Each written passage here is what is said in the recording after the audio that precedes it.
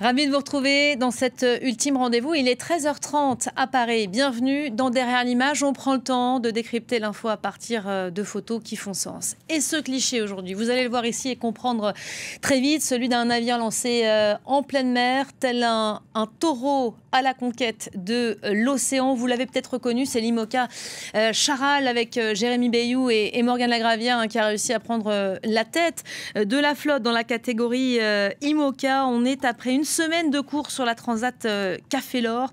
La Transat, la flotte qui s'étale des côtes espagnoles en classe 40 à la sortie du Poteau Noir en ultime du côté des IMOCA qu'on suit évidemment avec beaucoup d'attention dans ce pari direct.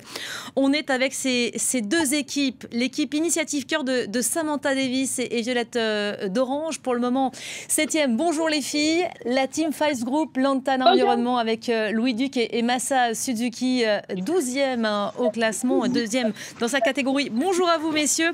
C'est absolument génial. On vous a tous les quatre en même temps. On va prier pour que la liaison reste ainsi parce qu'on va vous proposer un petit résumé en images de cette course, d'où elle en est. Elle touche à sa fin. Ce sera dans quelques jours. Regardez.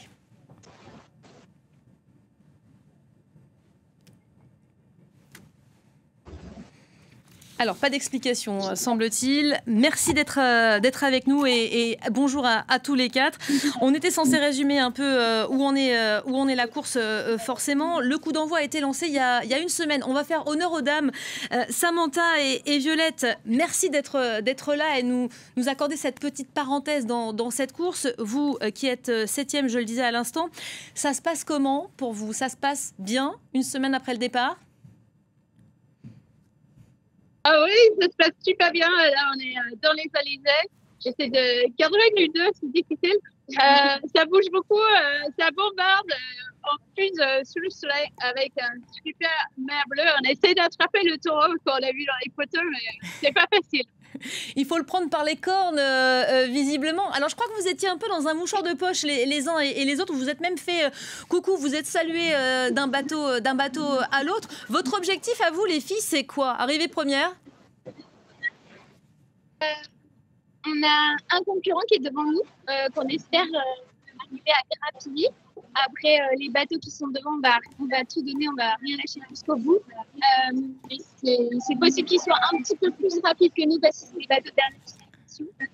Donc voilà, l'objectif c'est de garder cette place de 7e ou peut-être 6e et puis aussi de sauver 20 enfants sur cette traversée d'Atlantique.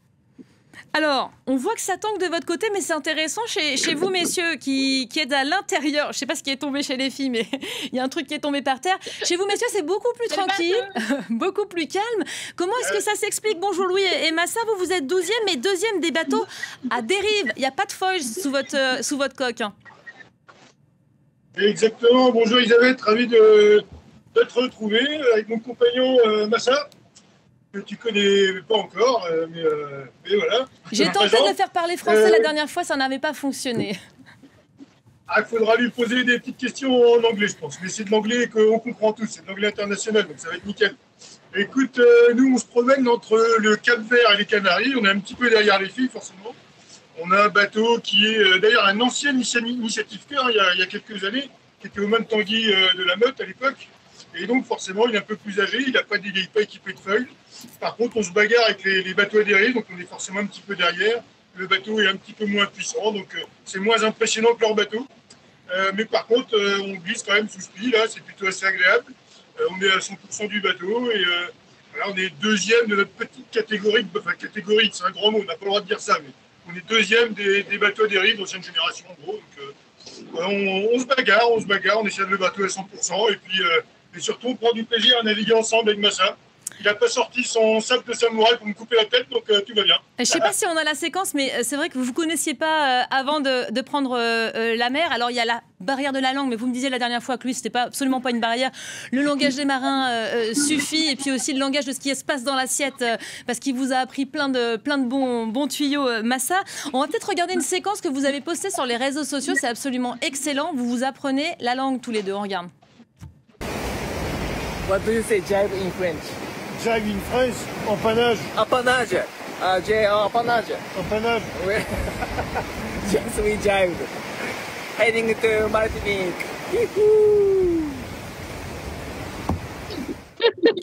Et empannage en japonais?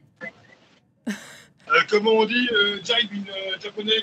Jive in japonais, jive. Jive, c'est parfait. Ça n'existe pas en japonais, c'est jive.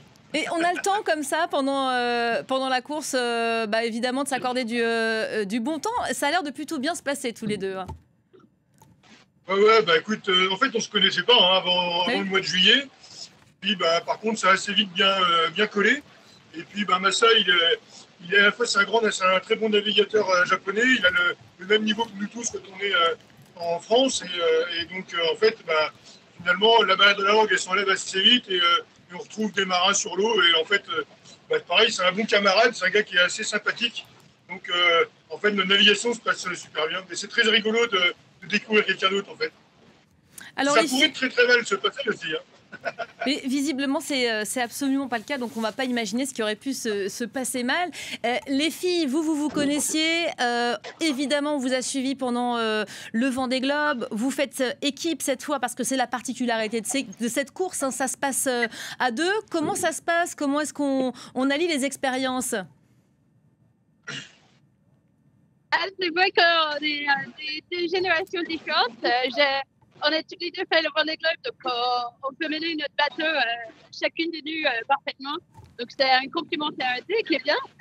C'est un partage d'expérience avec Violette qui fait ses premiers pas sur un bateau à fourrière. Ouais, c'est très très impressionnant et je suis très contente d'être avec quelqu'un comme Sam qui a toute cette expérience. Il vous connaît son bateau par cœur. J'apprends énormément et puis on s'entend bien, c'est très bien. Alors ça tangue drôlement hein, de votre côté. Vous avez le sens de l'humour. On vient de montrer à l'écran l'affiche de votre sortie, donc pas la sortie du film évidemment, mais le coup d'envoi de cette course avec Sam visiblement qui a le bon coup de tournevis et puis Violette qui manie parfaitement l'orange. Hein. Ouais, je crois qu'on se moque un petit peu de nous dans l'équipe de notre projet. Ouais.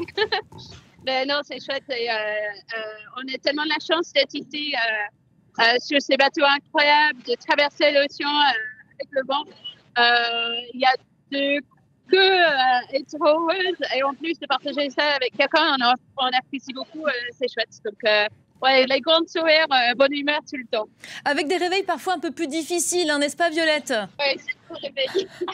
Oui, j'allais dire sauf au réveil parfois, parce que c'est un petit peu dur, surtout au début de course, où en fait c'était très physique et le corps avait besoin de récupérer, c'est un peu plus dur. Voilà, je vous invite évidemment à suivre chacun des concurrents et des skippers sur leurs réseaux sociaux. C'est absolument du pain béni. Il y a absolument de tout. Le projet Initiative Cœur, peut-être en un mot, les filles, parce que vous êtes engagées dans une course, mais il y a un but au bout. Hein. Oui, je te laisse. L'objectif, c'est de sauver 20 enfants sur cette traversée de l'Atlantique. Et là, on a déjà atteint 10 enfants. C'est grâce aux dons du public et aussi aux dons de nos sponsors qui sponsorisent le bateau. Et donc voilà, on essaie de parler le plus possible de cette cause et on sauve des enfants atteints de malformations cardiaques grâce à Messinage cardiaque.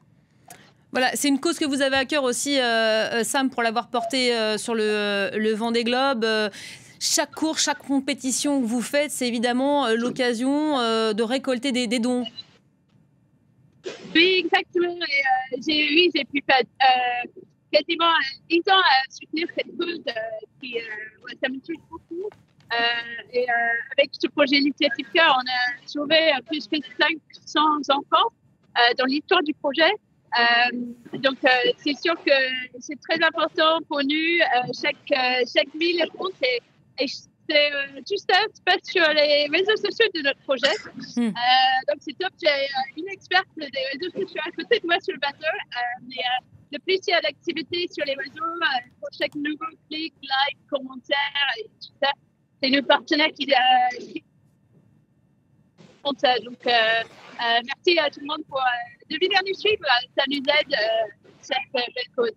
Et quelle cause, évidemment, défendue pendant cette course. Alors, Louis et Massa, vous n'avez pas le même enjeu, hein, pas d'engagement au niveau associatif, mais c'est aussi une façon de défendre des valeurs. Louis, vous nous l'avez déjà largement relayé pendant le Vendée Globe sur l'antenne.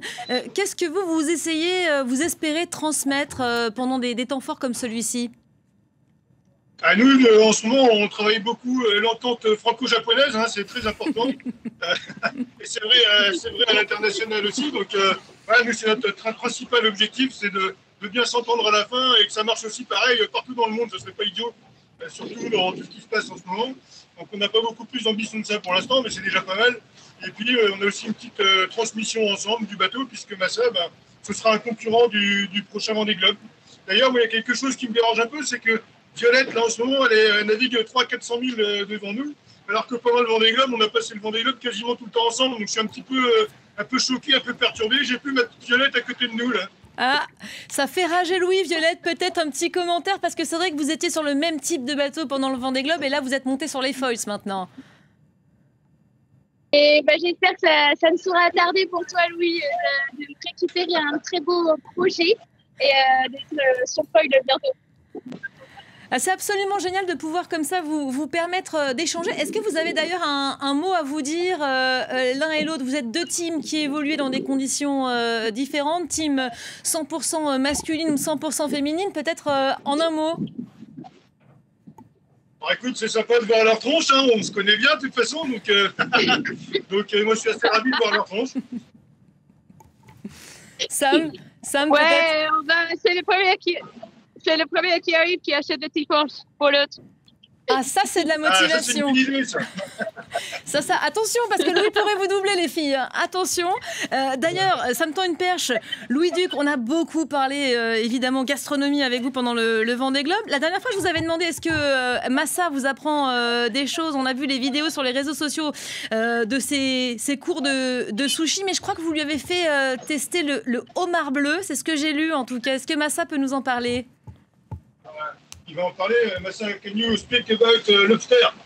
Yes, so we had a good lobster food, and because Louis is going to make the good food, and I eat lobster yesterday. It was my best food on my board, so it was really good.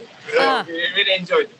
D'ailleurs, j'ai eu Violette, elle y avait goûté un petit peu aussi sur les vidéos, là, j'ai vu ça. Alors, on a peut-être les images, je pense que ça fait enrager Violette, ça, entendre parler du homard bleu. Violette, elle, c'est plutôt team taboulé raté. On va regarder ça. On est au large des Canaries, entre les Canaries et le Maroc, à faire des glissades sous Grand Génac. Il y a pire comme condition, là, on a abandonné les vents contraires pour le portant et c'est pas pour déplaire, donc là on est parti pour 10 jours d'animé avec des intermittences, parce que je crois que dans 2 jours on a une petite zone sans vent négociée, mais en tout cas on est en route. Bon, c'est raté, c'était Louis et la glissade, mais moi j'ai vu vos images, Violette, avec votre taboulé pré-mâché, lyophilisé. C'est pas facile tous les jours, hein, visiblement, de se nourrir. En fait, ce qui est chouette, c'est que j'ai au petit homard préparé par la même personne, le même que Louis. C'est très bon, mais voilà, tous les jours ça change et parfois c'est des plats pas très bons, parfois c'est des plats auxquels on est habitué, qui sont un peu complétés. Et le petit taboulé, je l'aime bien quand même petit. Bon, et moi j'ai envie de voir Louis manger ses léopold avec des baguettes. Ça se taquine. Il y a des défis lancés, en tout cas, on ira prendre le pouls à l'arrivée pour voir si les défis ont été tenus, le défi du Tiponche. Plus sérieusement, vous êtes dans une course, il y a évidemment des risques. La pleine mer, ça peut être parfois compliqué. On a vu le voilier des Belges, Jérôme Delire et Caroline Dieu, totalement renversés avec une voile déchirée. Est-ce que ce genre d'infos, ce genre d'image, ça vous déstabilise? Peut-être les filles d'abord.